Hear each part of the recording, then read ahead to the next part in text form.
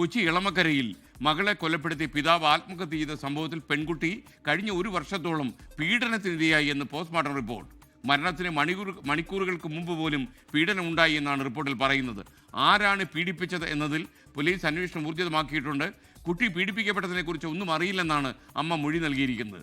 വിഷ്ണു സുരേഷ് കൊച്ചിയിൽ നിന്ന് ഈ ഷോക്കിംഗ് വാർത്തയുടെ വിശദാംശങ്ങളിലേക്ക് ഇറങ്ങുന്നു. പറയൂ വിഷ്ണു.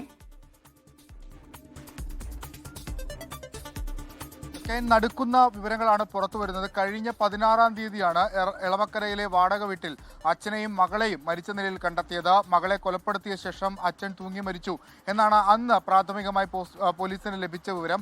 തുടർന്നാണ് രണ്ടുപേരുടെയും മൃതദേഹം കളമശ്ശേരി മെഡിക്കൽ കോളേജിൽ പോസ്റ്റ്മോർട്ടത്തിന് വിധേയമാക്കിയത്. ആ പ്രാഥമിക പോസ്റ്റ്മോർട്ടത്തിൽ തന്നെ കുട്ടിയുടെ സ്വകാര്യ ഭാഗത്ത് മുറിപ്പാടുകൾ കണ്ടെത്തിയിരുന്നു.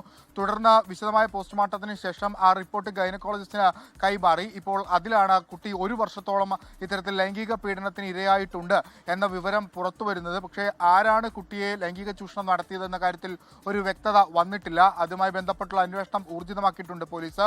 പോക്സോ കേസ് രജിസ്റ്റർ ചെയ്തു. ആ പശ്ചാത്തലത്തിൽ ഇപ്പോൾ അവരുടെ രണ്ടുപേരുടെയും പേരുകൾ പറയാൻ ബുദ്ധിമുട്ടുണ്ട്. വിശദമായ അന്വേഷണത്തിലേക്ക് എളമക്കര പോലീസ് കടക്കുകയാണ്. അമ്മയുടെ മൊഴി പോസ്റ്റ്മോർട്ടം റിപ്പോർട്ടിന്റെ അടിസ്ഥാനത്തിൽ രേഖപ്പെടുത്തി. പക്ഷേ അമ്മക്ക് ഈ കുട്ടി പീഡിപ്പിക്കപ്പെട്ടതുമായി ബന്ധപ്പെട്ടുള്ള കാര്യം അറിയില്ല എന്നാണ് ലഭ്യമാകുന്ന വിവരം.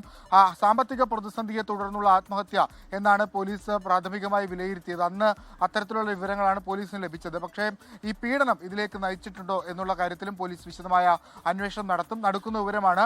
പക്ഷേ ഇതിപ്പോൾ അന്വേഷണം അതിസങ്കീർണമാണ്. കുട്ടി മരിച്ചു, അതോടൊപ്പം തന്നെ കുട്ടിക്കൊപ്പം അന്നുണ്ടായിരുന്ന ആ സമയത്തുണ്ടായിരുന്ന പിതാവ് മരിച്ചു.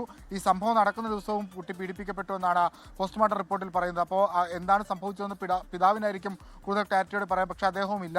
അന്വേഷണം അതിസങ്കീർണമാണ്. പക്ഷേ പരമാവധി കാര്യങ്ങളിലേക്ക് എത്താനാകും എന്ന പ്രതീക്ഷയാണ് എളമക്കര പോലീസിനുള്ളത്. അതിൽ പോസ്റ്റ്മോർട്ടം റിപ്പോർട്ട് ഏറെ നിർണായകമാകും. 16-ാം തീയതിയാണ് രണ്ടുപേരെയും എളമക്കരയിലെ വാടക വീട്ടിൽ മരിച്ച നിലയിൽ കണ്ടെത്തിയത്. Thank you Vishnu Suresh. ലോകത്തെവിടെയായാലും ഏത് സമയത്തും 24 വാർത്തകളും ഓഗ്മെന്റഡ് റിയാലിറ്റി പാക്കേജുകളും എക്സ്പ്ലെയിനറുകളും വിശദമായി കാണാൻ ഞങ്ങളുടെ യൂട്യൂബ് ചാനൽ നിങ്ങൾക്ക് സബ്സ്ക്രൈബ് ചെയ്യാം.